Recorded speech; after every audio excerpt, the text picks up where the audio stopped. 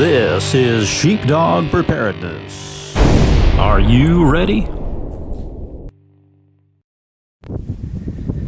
Well, good afternoon, YouTube. Welcome back to Sheepdog Preparedness. You got Kenny with you.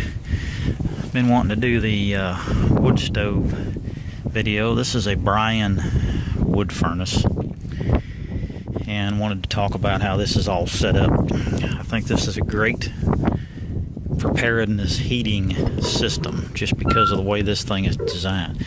Not really any different than any other outdoor wood stove. You know, you've got your tray at the bottom where you empty your ashes from, and it's got a vent system on it, so if it needs to breathe better, it's not plugged in at the moment, but normally if I turn that vent knob on the outside, this little door inside here will open and close via this vent knob, and that allows it to give more oxygen if it needs it. And all it takes to run this beast is just plain old 110. There's your blower that basically will take the cool intake air from inside the house, the return air, pull it in through here. The blower will blow across the heat exchanger inside the wood stove and blow the hot air out through this pipe up into the house. So you see on the left there, you got the cold air coming from the air intakes inside the house, and then on the right hand side you got the hot air output. And as you can see, this is taking some beating during this cold temperatures this winter. Look at that, that's coming untaped, and I got to put a couple screws back in it, but it's still doing its thing. 110 volts, that's all it takes, folks. Doesn't pull very much. Let's go around here and see if there's a label on this bad boy.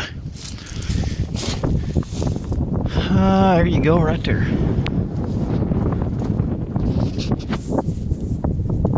1210 cubic feet per minute, 8 amps.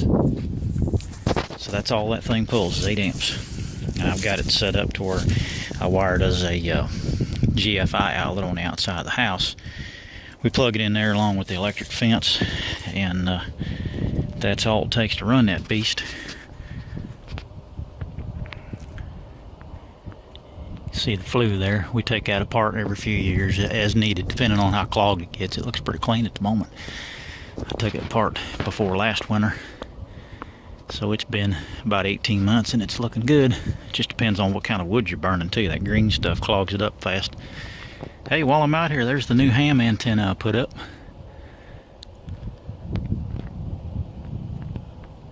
Figured I'd show that real quick. 17-foot vertical, 2 meter, 440. I've been able to get into repeaters that are, you know, an hour and a half drive away, so real well pleased with that antenna. That coax runs down in a little hole in there and goes up into the attic and then drops down into the bedroom where the ham radio gear is. But back to the wood stove, you can see there's a galvanized protective plate around there. I put storm hoods around each one of those when I redid all this before last winter. You can see that cone-shaped hood around each one of those pipes. It keeps the weather from getting in there. Very simple operation. All I've got to do in an ice storm or in the middle of winter, if power goes out, we don't have to worry about freezing. We can come out here and keep on feeding this wood stove. I can set my generator on the ground right here, fire it up, plug that blower into it, and we've got heat for the whole house just about. There's one zone of the house that this does not go to, but the biggest majority of the house stays warm, heat keeps on flowing, and all it takes is just a generator. So, and very little pull, you know, 8 amps. So that's not going to put any draw on that generator at all. So I can still run a cord around into the house and power a few other things and not have to worry about any issues. So let's go on the other side of this, and there's your close-up of the tag on that stove, kind of give you an idea of model numbers and whatnot in case you're interested in something like that. We'll go inside now. I'm going to get up in the attic and I'm going to show you where these things come through and how this all ties into the internal system in the house. Okay, here we are. We're up in the attic now, and you can see where that stuff comes in. You got this one here is your cold air return. so that feeds that cold air into that wood stove. That one there that's on the left, which is the one on the right from the outside, there's where your hot air is coming in. Follow it over, and there you go. There's your ducting system. There's your main duct. And that feeds all the other ones going all the rooms. There's one bedroom. There they all are, going off in all different directions. Tied into the exact same system. You can see where our propane furnace is. There's the top part of all that. So that wood stove is tied right into that exact same system. Feeds right into the same ductwork as a propane furnace does. Pretty simple hookup, not much to it. Just running those two lines to the outside and electricity for it. So pretty simple setup.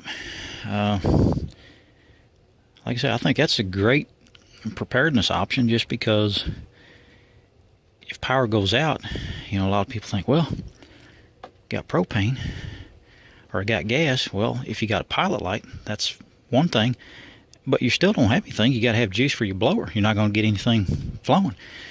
Even if you've got a system that's non-electronic ignition, if you've got a pilot light, you still got to have a blower. You're not going to get any heat. So what are you going to do when it's really, really cold? What's your backup option? Need to be thinking about whether you're going to have kerosene heaters, or whether you're going to use a generator outside and then run a cord inside for some kind of space heater. But this, folks, I think is a really good option, because you know, burn wood from the outside.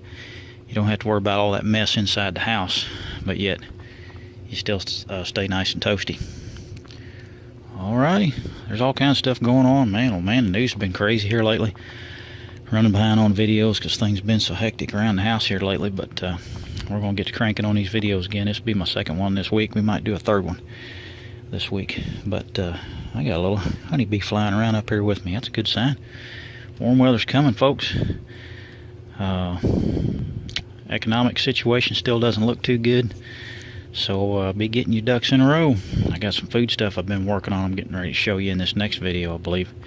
I think you'll think it's pretty cool. We'll talk to you again soon. Everybody take care. Are you ready?